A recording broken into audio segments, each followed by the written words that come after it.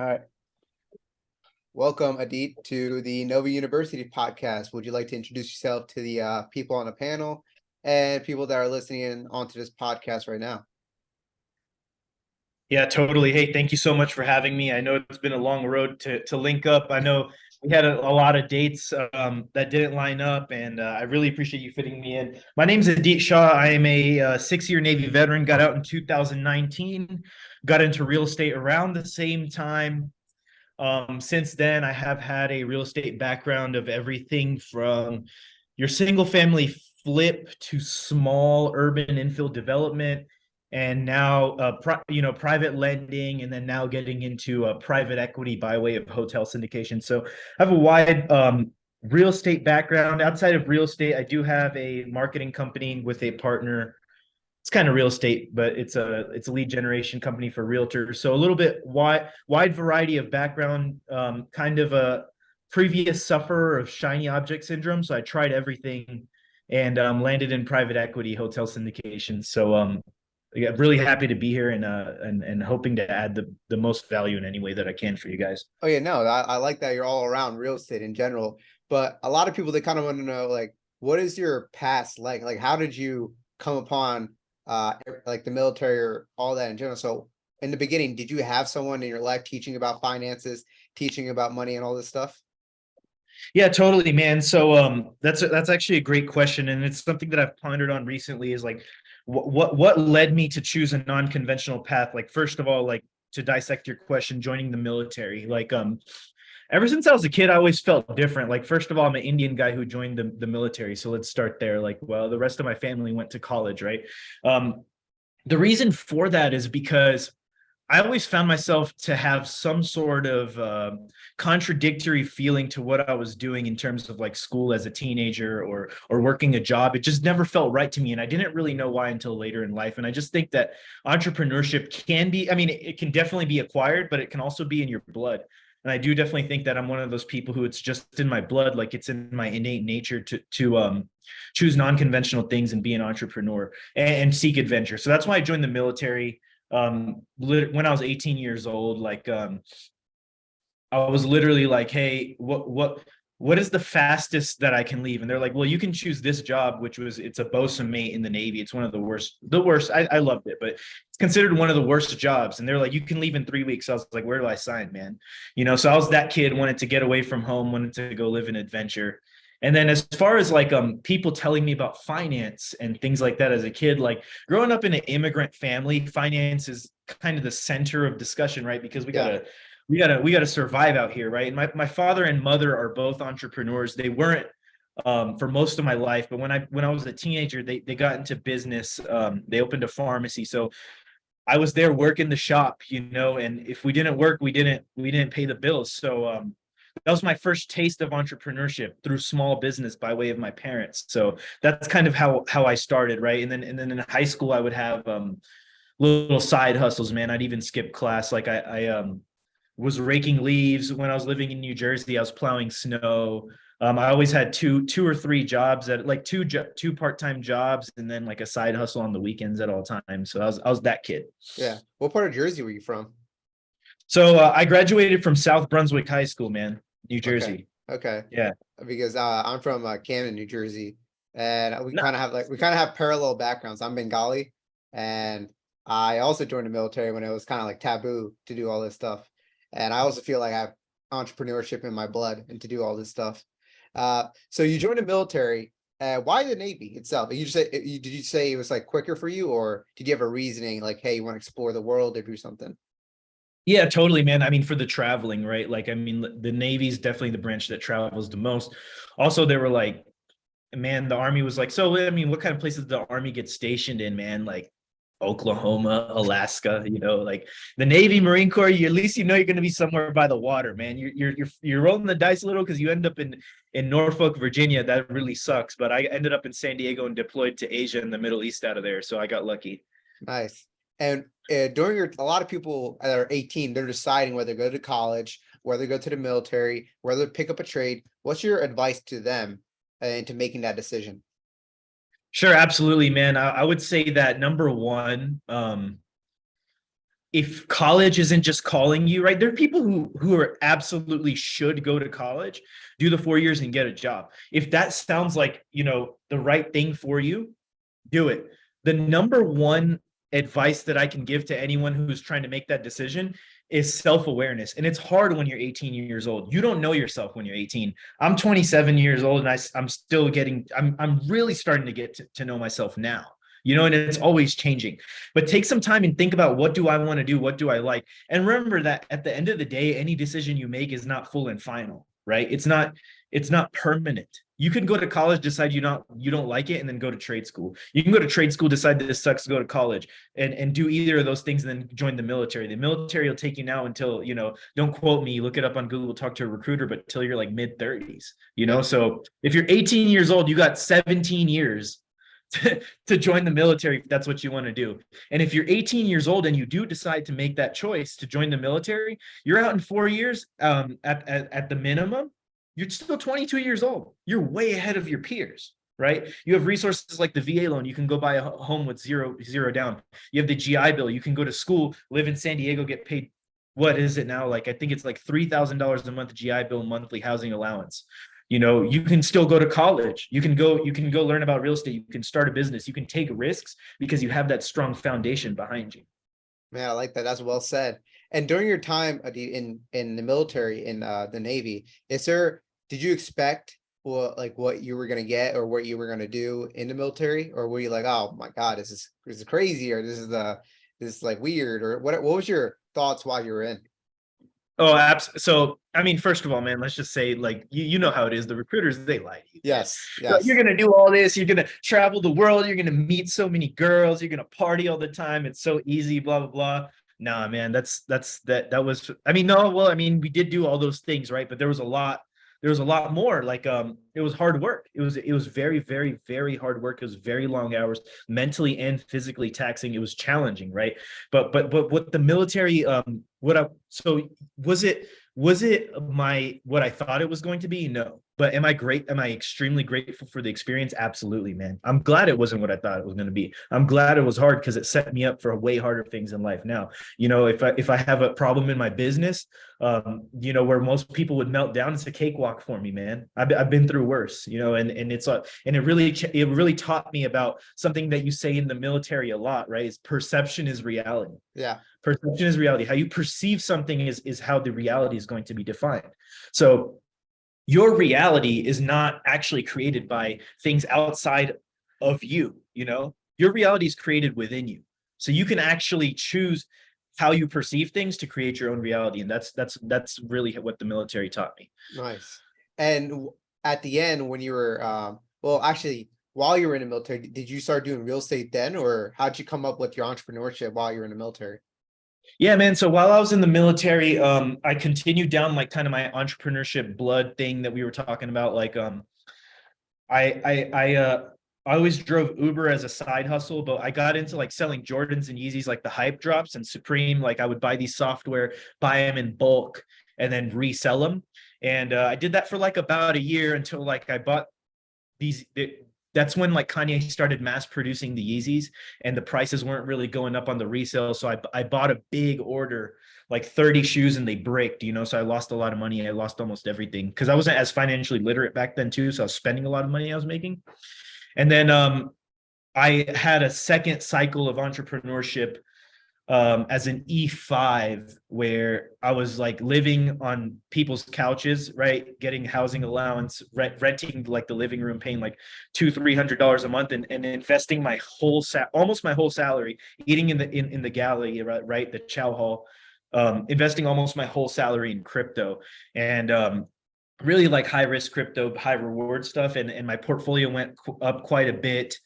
In 2018, I deployed. We went River City. For those of you who don't know what that is, all comms were off, so we had no internet. I had no access to my portfolio. When the internet came back on, it was almost nothing. So I had lost everything again. And then in 2019, I was still active duty. I bought my first condo, and in San Diego, California, and I was renting out the second bedroom, and it was paying for a big chunk of my expenses, almost all of my expenses. So that really intrigued me, and I was like, what else can I do with this? And so yeah, to answer your question, I did start my entrepreneurship real estate journey in the military with that first real estate investment, but I didn't really like become a quote real estate entrepreneur until after the military. Okay. And what Yeah. made your decision to leave the military? A lot of people are like, oh, you could have just done your 20 years and get a fat check at the end. Why? Yeah, yeah, absolutely, man. And I don't think by the way, I don't think there's anything wrong with that, right? Once again, we're going back to that self-awareness. I just knew for me that I was destined to, you just know, like yeah, I was destined for other things, right? And not saying that it's better or worse. I have a lot of respect for people who can do 20 years in the military. Like we all hats off to them, man. Yeah. Somebody's got to do it, bro. You know what I mean? And you are absolutely set up for success after that 20. You got that pension. But what I knew is I knew that I could create that pension for myself by investing in cash flowing assets. And I could do it faster. And I can do it while saving my health, right? My health was deteriorating in the military.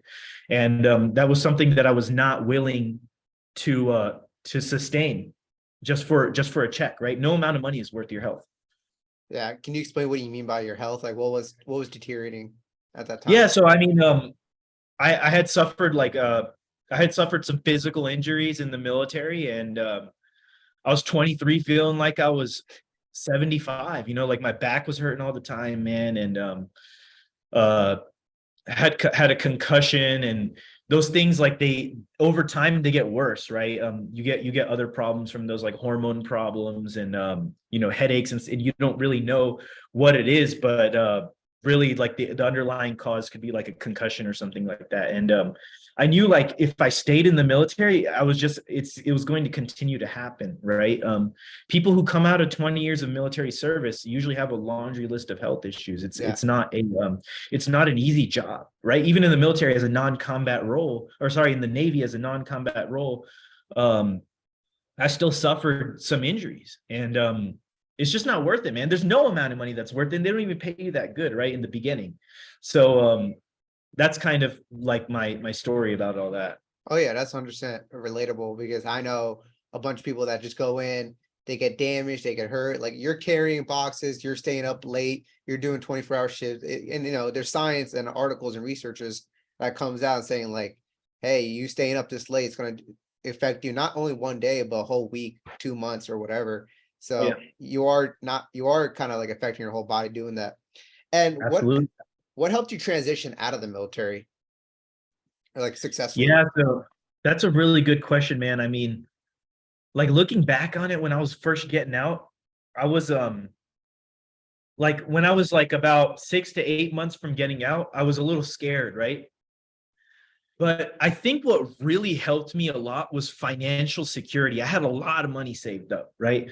I had a lot of money saved up. By then, I had no debt. Like I had already outlived all my stupidity as an E2 and E3 of all the, credit card debt and all that crap. Like I was financially literate by then, and I was financially stable, and I was financially secure. And I knew that with the GI Bill and my condo that I was house hacking, I was set up for success, right?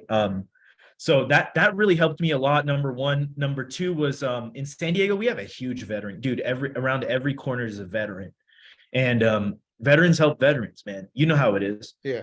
And it's I only do business with veterans actually, and veterans help veterans, and we support each other. And I had a really really really good support system coming out of the military, and of guys who had done it, guys who were doing it, and we just kept each other around, man. And I started going to school, and it was all good and gravy. Nice. And since after you got your DD 214 and everything, you were done with the military, how'd you propel yourself to entrepreneurship full on? What did you have to do in that realm? Sure, man. So I was going to school full time, and I was also working for a moving company, like moving furniture. And I was making pretty good money, man. Like probably more as an active duty, more than I was as an active duty E5. But uh same problem, man. My back was hurting all the time. I was like, dude, I got out of the military to save my back, and I'm beating my back up some more. So that didn't last long, lasted like 4 months. And I discovered Bigger Pockets, bro. So what I did was I got on biggerpockets.com. I started listening to podcasts, reading the forums, and I literally sent every single. So let me backtrack a little bit. Listening to that podcast and stuff, and I was like, dude, I want to do the craziest real estate thing ever, like the biggest. I want to go bold. I want to be the biggest, baddest. I want to be a real estate developer. Like imagine saying like, hey, I have the audacity to be a real estate developer as a guy who just got out of the military, no college degree, no real estate experience, barely owns a condo, right? Yeah. So that was me. That was that guy. I thought that I can do it. And what year was And this that you're doing all this? this was 2019, right? So I get out. I got on Bigger Pockets. I literally contacted every single person who said that they were a developer or looked like a developer, probably a few dozen people. I sent them a cover letter and resume and said, hey, this is everything that I have to offer. You know, I'm a handyman. I can fix things. I was in the military. I can work long hours. I can do all this stuff. Let me come work for you for free just to learn about real estate development, right? No one replied, bro. Not a single person. But I was persistent, man. I knew that if I was persistent, that I would reach success. So I was calling people, showing up at people's offices, harassing people with messages, man, you know, in a tasteful way. Yes. And eventually one guy took me up on the offer, man. And that was a mentor of mine and now a very close friend of mine. I actually ended up working for him for free for a year as a handyman / property manager, right? Like doing the dirtiest stuff, learning from ground zero, real estate development and property management, right? Getting some trench level knowledge, right? Like some kind of knowledge that you can't get without getting your hands dirty. And that gave me the confidence to start doing my own deals, man. And really, like during that time, I worked for him for a total of 3 years, 1 year for free, but we did deals together. We lended to each other. I started doing deals on my own. I got a whole network, you know, from him, and I got to like be part of so many projects from start to finish. All kinds of projects just from that. Like that was my origin story, was that experience. Nice. And a lot of people are probably wondering, like, whoa, you spent a year working for this guy for free. How did you pay for all your other stuff? How did you pay for your expenses, your living? Like, what were you doing in that time? Yeah, man. So number one, like I said, I had money saved up, right? Mhm. I had money coming in from the GI Bill, and I was house hacking. So a combination of one, savings, number two, some kind of income, right? Like I had the GI Bill, and number three, keeping my personal overhead extremely low, which I still do to this day. Extremely very low. I've always and will always live extremely below my means, right? That's just, I think that trifecta is what allowed me the time freedom to go pursue that opportunity. Yeah. You didn't have the lifestyle creep come up at all. You just kept everything low, have all your expenses low, paid off. Yeah. And don't get me wrong, man. I've acted a fool a couple times through the journey and, you know, splurged a little bit, but overall, man, like I know what I want. I know where I'm going. So I keep it low. Yeah. But yeah, you know, we all slip up, but Yeah. you know, but yeah, definitely just that lifestyle creep it's a killer, you know? So I like how you brought that up, man. I've seen a lot of people get spanked, man, because today's price is not tomorrow's price, right? And today's leverage is not tomorrow's leverage, and today's business is not tomorrow's business. Of course, we're going to all keep going up, but in the interim, there's going to be some ups and downs, and you got to make sure that you have the salt to wear the downs. Yeah, of course. And after your year-long training with the guy, your mentor, how did you actually propel towards buying more real estate or doing whatever with your business? What actually, like, it's for a lot of people like, oh, I didn't know I had to make an LLC. I didn't know I had to do this. I didn't know I have to do that. What skills do I need to obtain? So now you kind of have the skills. How'd you actually start doing your business and everything? So like I said, I had some cash saved up, so I would invest in his projects, right? I would lend to him or invest with him in his projects. I made, you know, a little bit of money. And then I would invest in, you know, other people's projects as well. But what really propelled me forward was I got really good and am really good at, you know, I still do this, even though I have a lot of other stuff going on. I try to do this. Really good at using the VA loan the right way, right? So, right, like I said, I bought that condo in 2019. I sold it for a 6-figure exit in 2021. And I also bought a 3-unit with the VA loan in 2021 before I sold the condo. So I had both of them at the same time. Mhm. And I sold that one for a 6-figure exit as well within a year. And then last year in 2022, I bought I bought a duplex that I'm building 2 ADUs on, but I walked in with 6 figures of equity there. So I have created a philosophy around the VA loan, and it's a side hustle, right? Because I got a lot of other stuff going on in the primary business, but um, I developed the philosophy of creating 6 figures of wealth with the VA loan, and it's possible in any market, it's possible in any any stage in the economic cycle. You just need to know what to look for, and need to know some fundamental principles, and anyone can do it. Yeah. And so after start using your VA and everything else, did you dabble into anything else in real estate at all? Like were you doing Yeah, like yeah. So during that time, we were doing flips. We did a small lot subdivision. We did commercial to residential conversions. We did a lot of ADU deals. That was kind of our bread and butter. So so a little variety, but really what where a sizable portion of my bankroll came from, right, was exits from the VA loan. okay. And okay, I got a question about that because a lot of people, whenever they get a VA loan, probably low interest, right? Like around 3 or 4%. And it's kind of scary for them to exit out of that because now if they were to refinance or sell it or whatever, or let's say do you refinance your VAs or do you just sell them? You can, yeah. Okay. What did you do exactly? Did you just sell it? Sell it all? So I sold, right? And you could refi too, but I had an opportunity to get into hotels, right? And private equity. So I knew I wanted that bankroll. So I went ahead and exited. And then I redeployed capital and then bought again with the VA loan in 2022. But I did sell, to answer your Yeah. question. Why did you get into hotels and everything like that? So, I'm kind of like designing my story right now, right? I'm collecting experience. Like I collected experience in real estate development by working for this developer and doing some of my own deals. I'm building right now, right? New construction in San Diego County. And now I'm getting into private equity and hotels, right? And really my dream is to open up these real estate investments to everybody, right? To the people who don't have the time to go work for someone for free for a year and figure this thing out from the ground up, for my own friends and family, right? For my parents, for my cousins, for my friends from the military, for them to be able to access these real estate investments just like me. So I was like, how can I do that, right? I had a lot of people interested, so I went the private equity route, right? So now I can start crowdfunding money, capital from myself, right? My own money alongside the money of my friends, families, and other investors to take down these big assets that traditionally have not been available for everyone.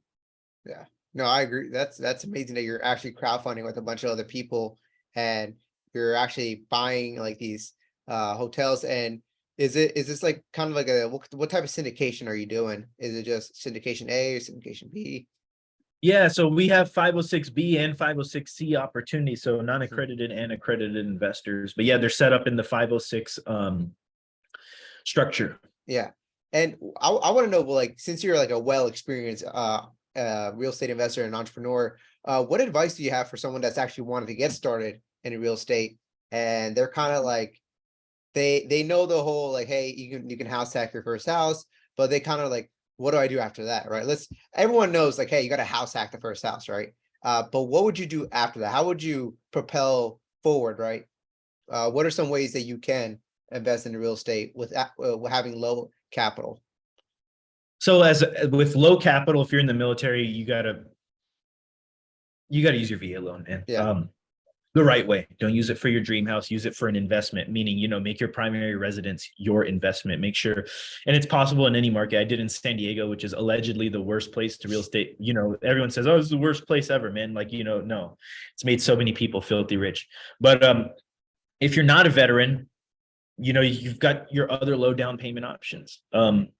If you have like very low money to where that's not even a means for you, you need to invest, not money, but a lot of time in education. And you can also do what I did and get around. Let's say, even if you're working a full-time job, maybe help somebody on the weekends, right? there are good people out there that are going to help you if you Yeah. can add real value, if you can add real value, right?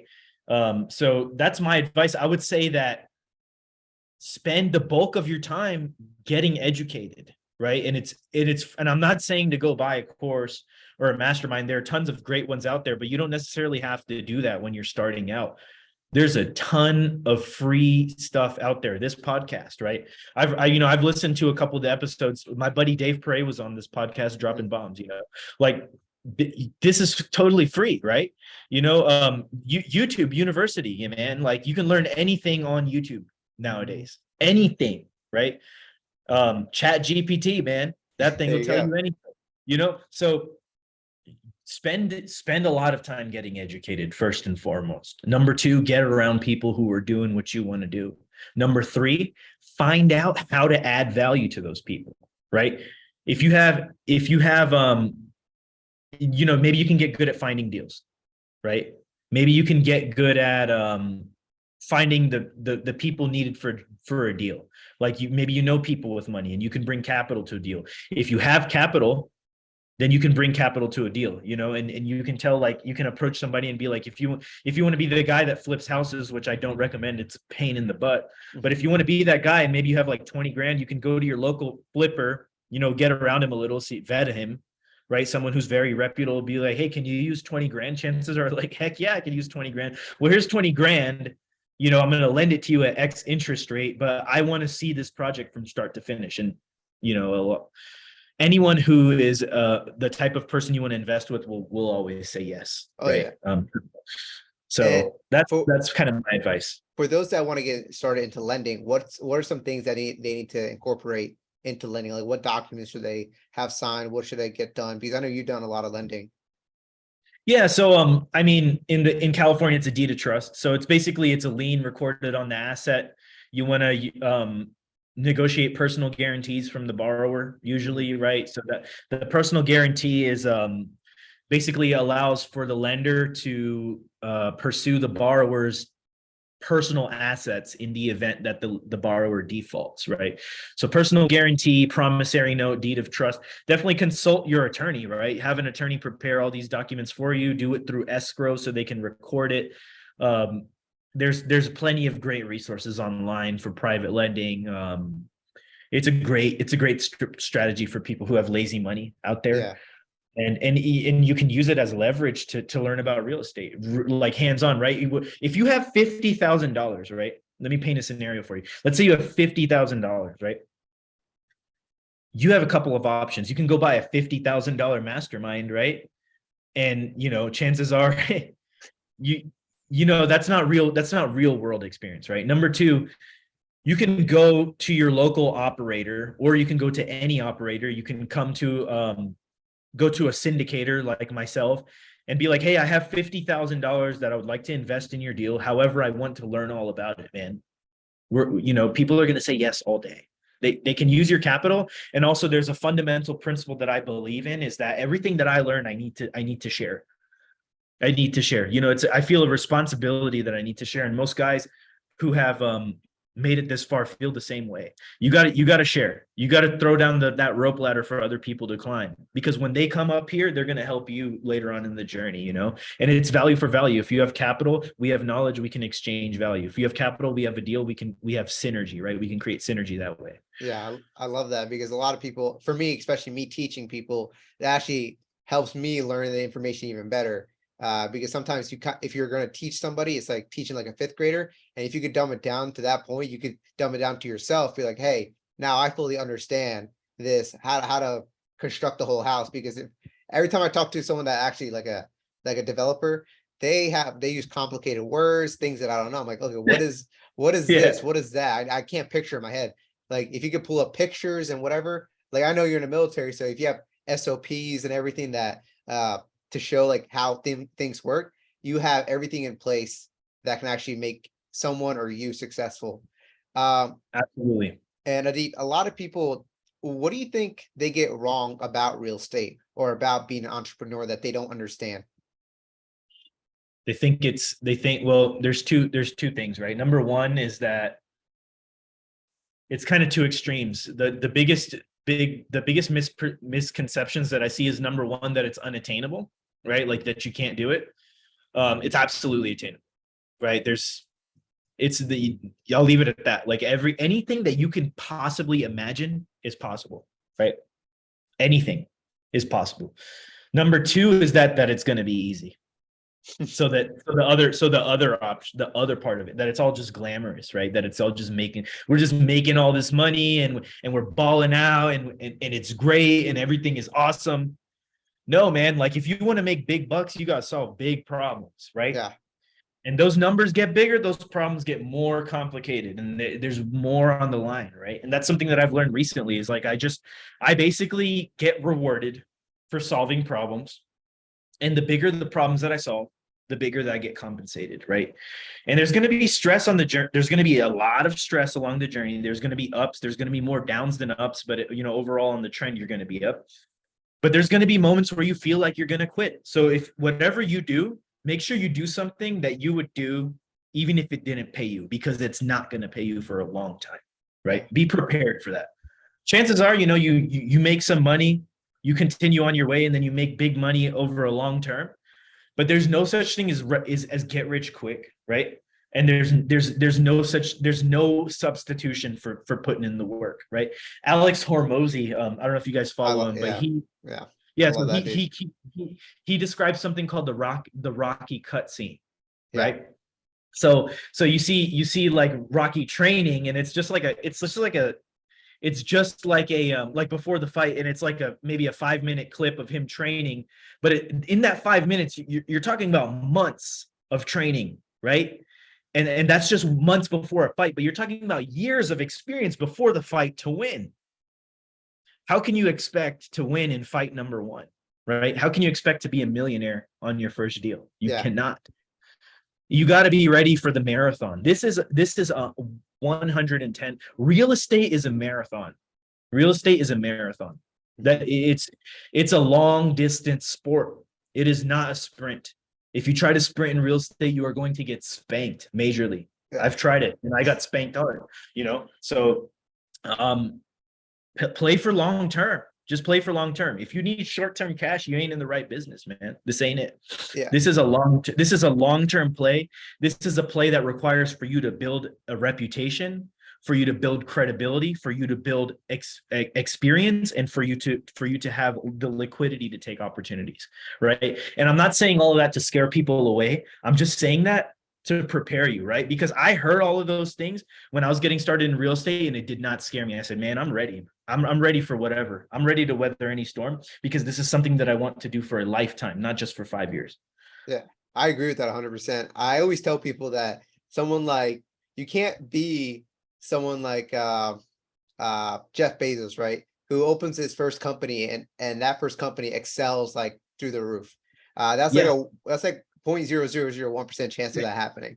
A lot of the true entrepreneurs, like you said, Alex Hormozy, he was sleeping on the floor, sold a bunch of like his stuff, lost all his money multiple times, and he still had he had entrepreneurship in his blood, right? He has a salesman inside his blood, making sure that he gets to the point where he's going to be. All you need is one home run, right? But I always say this as well. Even when you do have that home run, you can still lose it all. And you want to be someone with skills and knowledge. Like I always say, if you get Elon Musk and if you put him in the middle of the desert, take everything away from him.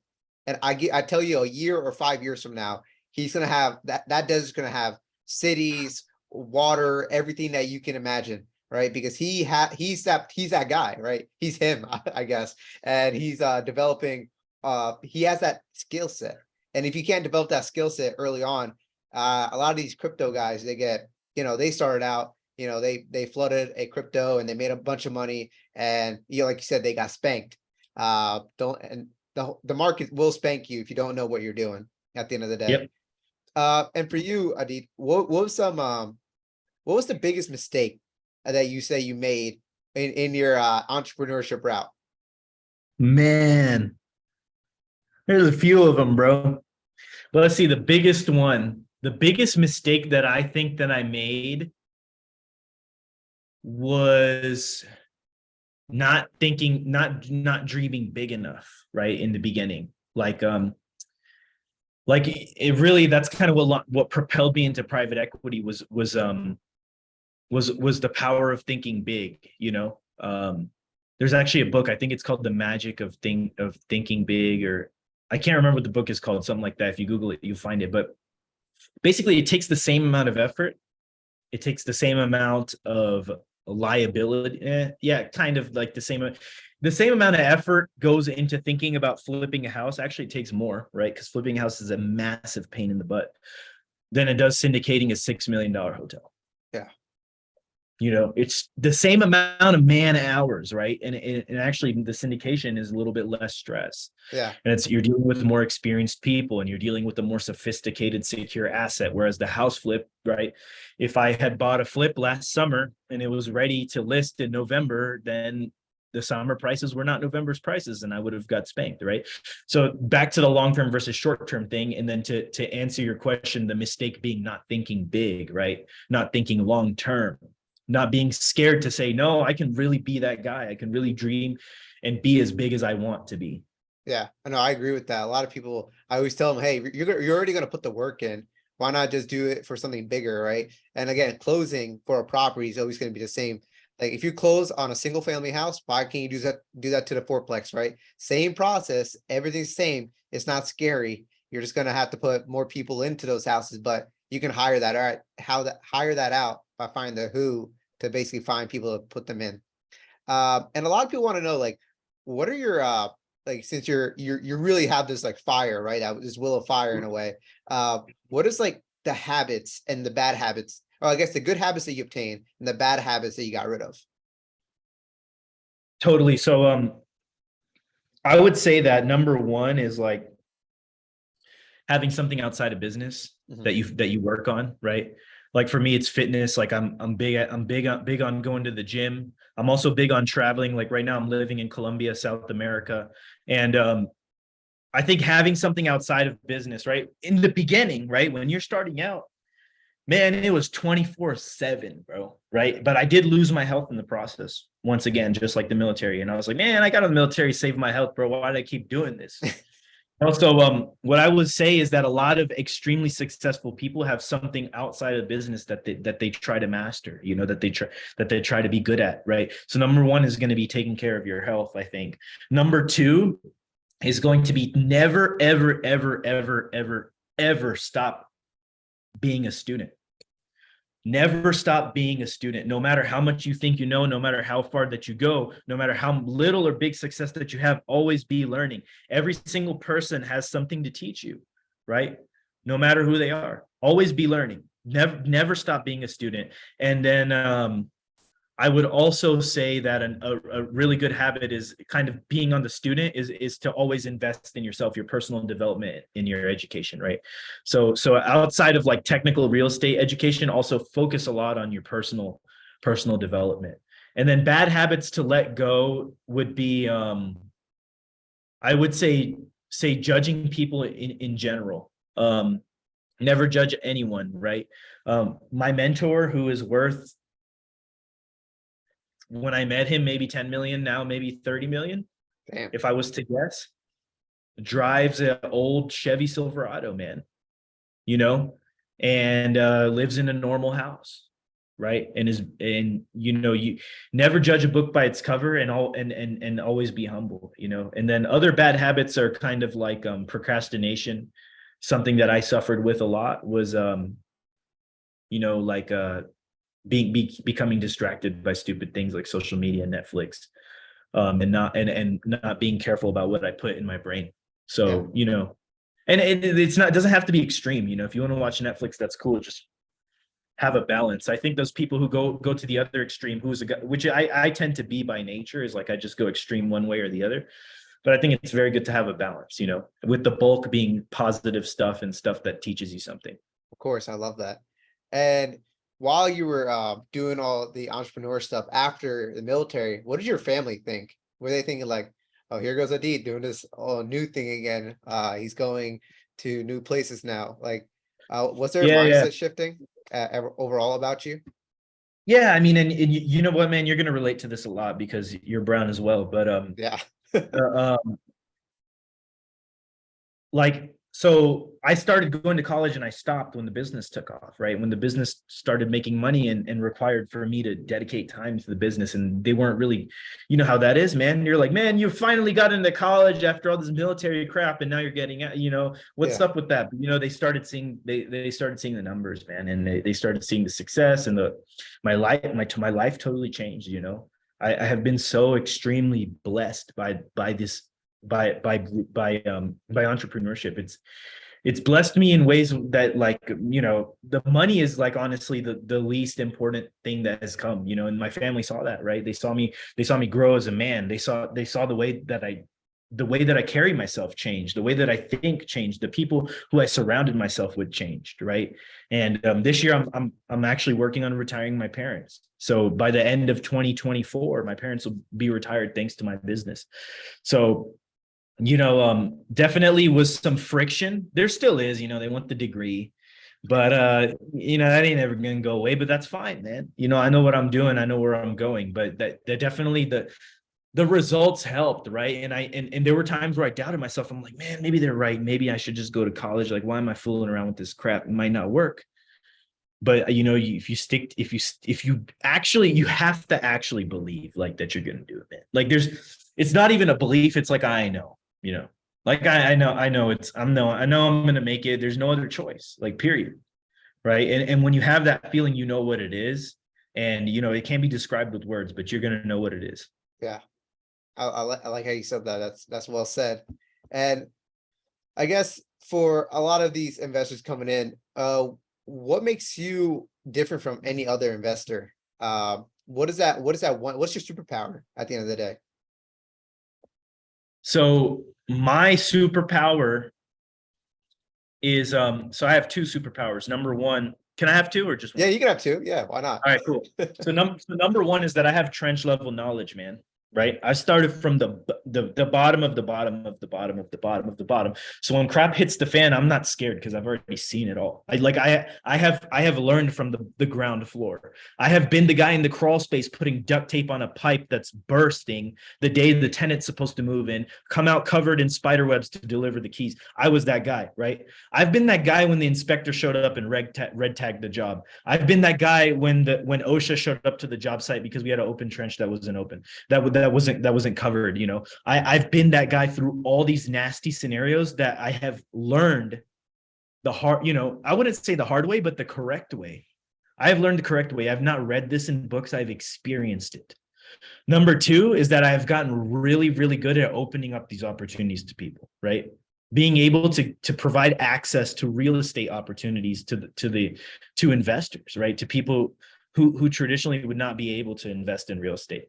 So those are my two superpowers. Man, I love that. I love that.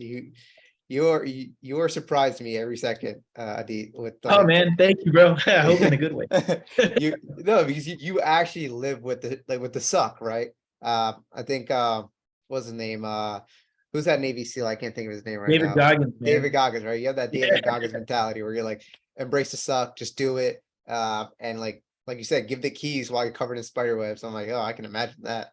And I mean, but I loved it, man. I was yeah, doing real estate. I was doing real estate. It doesn't matter. I had trust, and I was around a lot of success guys who were starting out in real estate who took other paths, cleaner paths. But I was like, man, I'm really learning this, right? Like, because when we would have conversations, like, it would show who has the knowledge and who doesn't. Right? It would show who can go to a property and tell you what can you build there, how much should you pay for this property, who's going to build it, how long is it going to take to get permits, what's the return going to be. Like, I can look at these things and know generally off the top of my head before I go to a spreadsheet, right? I developed a gut feeling, right? And that gut feeling can only be developed with real experience. You cannot learn it from books.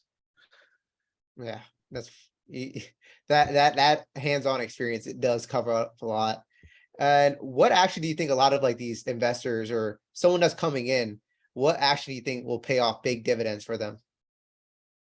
um I think that real estate is always going to. So if here's the truth. I mean, if you invest in this, if you look at this stock market versus real estate historically, the stock market has outperformed. Why is real estate better? Right. if you're someone with cash and you're looking to park it in real estate, find a credible operator, somebody, who is, if you're looking for passive returns, I always say I preach syndications or private lending, right? Those two things are perfect for the passive investor.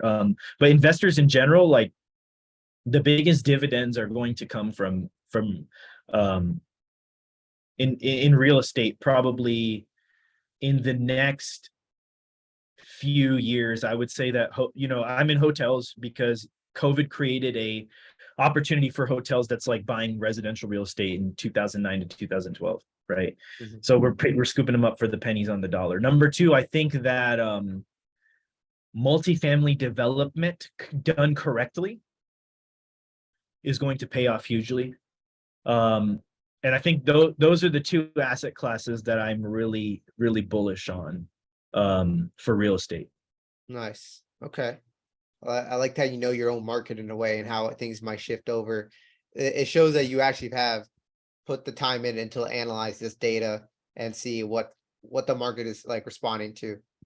And now we can move on to the ending questions here.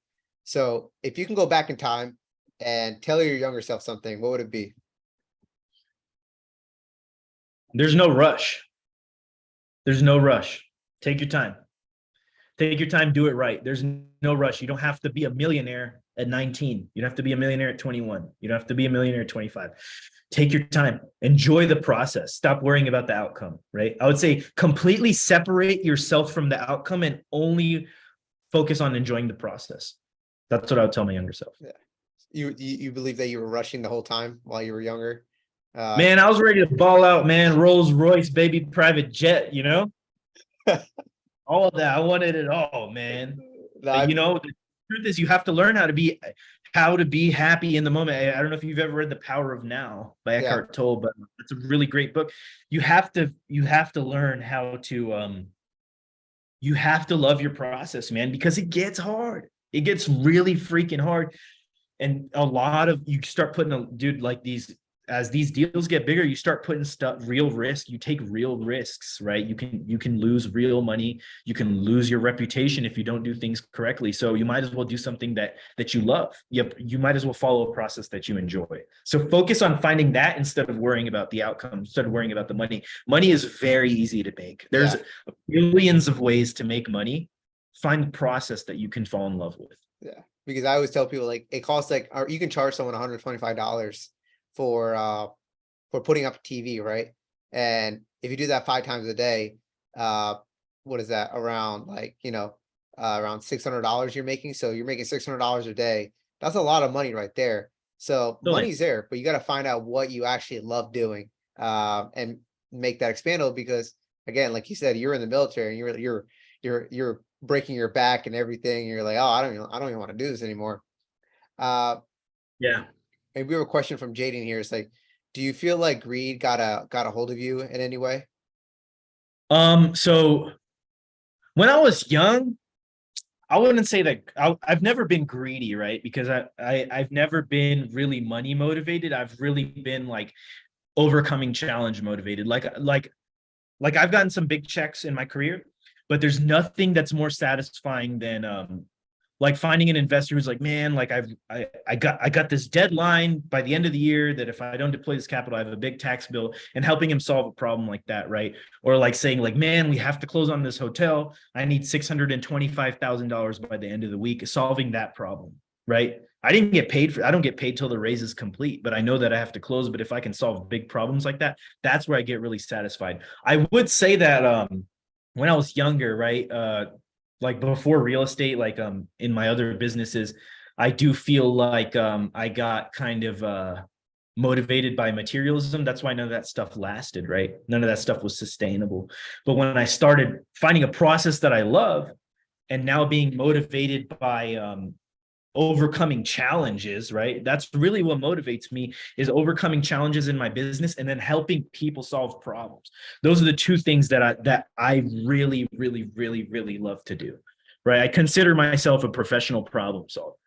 So that's what I love to do. That's what I'm very good at. So I wouldn't say greed, right? Because like I said, I'm not and have not been extremely money motivated, but definitely, yeah, definitely found the materialism trap a little bit. Yeah, I see that a lot in a Yeah. bunch of entrepreneurs. They Yeah. always they all want to be. I mean, they are all great problem solvers, and I always tell people, hey, if you find the cure for cancer, you'll make millions, probably billions of dollars because you solved a big problem, and a bunch of these problems will give you money at the end of the day. And I did. You're a good representative of how that works. So, another question would be, what question would you like to ask your future self?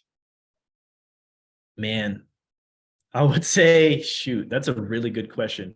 If I could go like 10 years in the future, Yeah. I'd just be like, hey, man, what do I got to let go? You know, what's my one thing, right? I think that I've already found it. I think it's going to be private equity is going to be my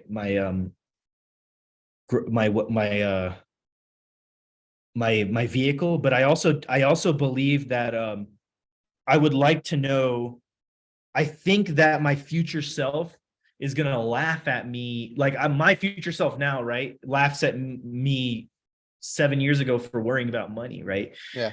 Because I would just love to be on my second deployment again, experiencing those new countries, right? And not worrying about money or making money, right? So I would ask my future self, like, hey, what was really important? What really needed to be focused on, right? And I think I'll learn that in the, and but that would be nice to know now, so I could save some time. Yeah, Yeah. I like that. Yeah. What do you have to let go? I love that. And what do you think the secret sauce is into becoming very successful? The secret sauce is that the secret sauce is that number one, there is no secret sauce, right? There's nothing is a secret.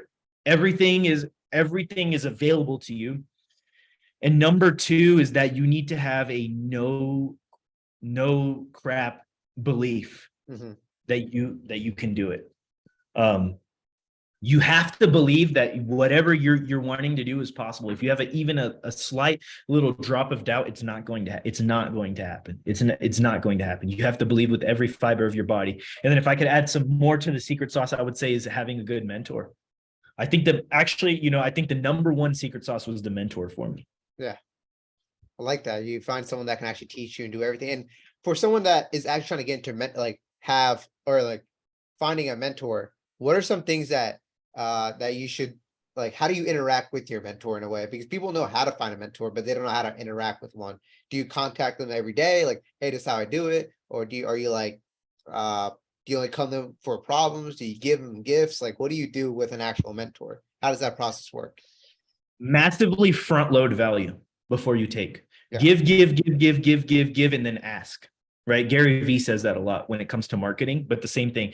Give value, give value, give value, give value, give value, then ask. Don't take, ask. Right? And give value to expect nothing in return, but just to gain the experience. Because when that time comes for you to have that you're trying to solve a big problem, that person's going to show up for you, right? It's happened to me with my mentor, man. I needed a deal and he threw me a deal, man. Yeah. Deal that I walked in with 6 figures in equity, right? And that was from 3 years of massively front loading value. Yeah, I love that. It's like you say everything like with the best, like finding like this mentor and giving and giving. And I've seen that on my own. Like I would just give and one day I needed something, right? And I'm like, hey, they're like, oh, finally you asked, right? I was hoping that you would ask one day that you need something. I was Yeah. like, oh crap, okay. And for you, Yeah. like what is a quote that you live by every day? Relationships over profits. Hmm, I like that. Relationships over profits, man. That's my mantra right there. Because relationships have paid me more money, right? Than any like business like just and have helped me solve problems. Like, dude, I have had huge problems, like, close to high 6 figure problems, right? 7 figure problems as well, actually, 1 7 figure problem. And I was able to pick up the phone, and because of a good relationship that I had nurtured for a long time, right? By adding massive value, I was able to solve that problem in the matter of days. Mhm. And there's no substitution for good relationships. Relationships over profits. If you focus on building relationships and bringing the most value to other people without even worrying about being compensated, you're gonna win. you're going to win in a very big way. Yeah, I love that. Giving, giving, giving. And what books would you recommend for either certain situations in your life, certain like financial books? What helped you out the most? Yeah, man, it's strange because right now I don't really read a lot about business. I like to read about other things. Yeah. What do you like But reading about?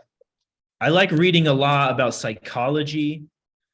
I like I like reading a lot about history. I like Yeah. reading a lot about, you know, other Yeah. other things outside of business. Name But those books. Name those books. Well, what are your favorite yeah, so ones? Thinking Fast and Slow was a really good one. I guess this is kind of a man.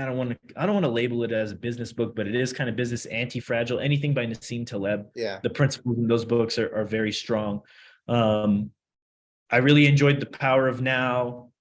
But in terms of you know, like maybe like entrepreneurship books, I would say How to Win Friends and Influence People is my favorite book of all time. Hmm. Um, I would say that, you know, obviously the Purple Bible, man, Rich Dad Poor Dad. If you're listening to this podcast, you've already probably read it. Yeah. Um, there's a book. It's like a green book. It's called like 40 or 51 um, metrics of that every real estate investor should know about cash flow. I'm butchering the title, but it's like a green book, and it's about every single real estate financial calculation ever, you know. So that was a good one. And yeah, I mean, that's the kind of stuff that I read and like to read now. I like to read a lot of biographies too. Shoe Dog by Phil Knight was a Okay. good one. What It Takes by Steven Schwarzman. I like to read those success stories. I view entrepreneurship as a sport, so I like to study the best athletes. Really? Well, why is that? Yeah. I mean, I think it's a game, man. It's really a game, like, right? So like, you know, you kind of watch the play, you know, watch the footage from the old players, you know, the guys who were big. What is that green book, man? All right, hold on. Let me, That when green we, book. yeah, the green book is, crap, Is it cash like flow. is it like a, what are they called? I can't, like a spiral book or No, it's a what every real estate investor needs to know about cash flow and 36 other key financial measures by Frank Gallinelli. okay. Frank Gallinelli. 36 other key financial measures. It basically is the real estate finance Bible in a way. Yeah. I put it in chat so everyone else can see it. Yeah. I like that. And so you study these sports players. For me, my favorite sport player is Kobe Bryant because he had that mama mentality, right? Sure, He's man. kind of like the first person to actually like push me to like, I don't know how, but why he pushed me to like real estate or like any like entrepreneurship route is that if you put your mind to something that's like that you truly love, you will get it. You know what I mean? You will make money, you will make whatever you want to make out of it. And he devoted his Absolutely. life to basketball, and he's going to be known as one of the goats. Well, he is known as one of the goats of all time. So that's what you get out of being like really good. And I always tell people like, even if you choose one thing, like yeah, you're choosing real estate, right? You're going with real estate. You're doing all this business stuff for real estate, but you can transition to any other businesses. You can open up your own franchise. You can open up your own like Starbucks, gym, whatever, because you got the skills from doing real estate. You know how a business works. And I always say an entrepreneur is just a great manager. They know how things work. They're organized with their SOPs and everything. You Yep. can do it. You know what I mean? Your skills Yeah, you will know it. flow over. And Absolutely. my second to last question here is what would you like to tell your mother or father if they are listening on to this podcast? I would say, hey man, get ready for retirement. Get ready for retirement. Find yourself, you know, I know they're not going to stop working. So start thinking about what your little part-time gig is going to be, man, because Yeah, you're retiring next year. So that's every Brown family. They always want their kid to retire their parents. And it's like, yeah, I you get know, it. we are the retirement plan. We are, No, yeah, you know, exactly. yeah, They yeah, don't need a yeah, yeah. 401k. They just need a child. For Uh, sure, man. and finally, how can people reach out to you and give value back to you? Yeah, totally. I mean, I'm happy to talk. You can hit me up on Instagram at Housebender, HOUSE Bender, and then my website is www.tempest22.com, TEMPEST22.com. You can find my email and stuff on there. But yeah, if you shoot me a DM on Instagram, especially if you're a military veteran, I will definitely take the time to talk to you, help you out wherever you're at in your journey. Nice, nice. And why'd you come up with those two different names for those? Your website, Tempest 22, and Housebender. So Housebender is my kind of personal brand, and it's because I don't know if you ever watched Avatar: The Last Oh Airbender. yeah, oh Yeah, yeah, so like I'm really passionate about transforming housing, man. Like, so I really like projects where I can go in and take something and make it something totally different, you know, like something beautiful. And I really enjoy that process. Same thing with hotels. I like going in there, acquiring the asset and totally transforming it, like turning it all the way around. A lot of the hotels we pick up are they're all cash flow positive. They're all they're just underperforming, you know, and they've been mismanaged. So it's like giving water back to that plant. So that's why Housebender. And then Tempest 22 is my company, my private equity company. You guys can check out our website to learn more, but basically it's we're disrupting private equity, and the 22, like a tempest, like a storm, and the 22 is just a tribute to the 22 veteran suicides daily. So yeah. Oh, I like that. I like that you it's very like detailed and symbolic with all your stuff. yeah, But man. Yeah. but again, Adit, thank you for coming to the podcast and really appreciate it. Yeah, likewise, brother. Thank you so much for your time.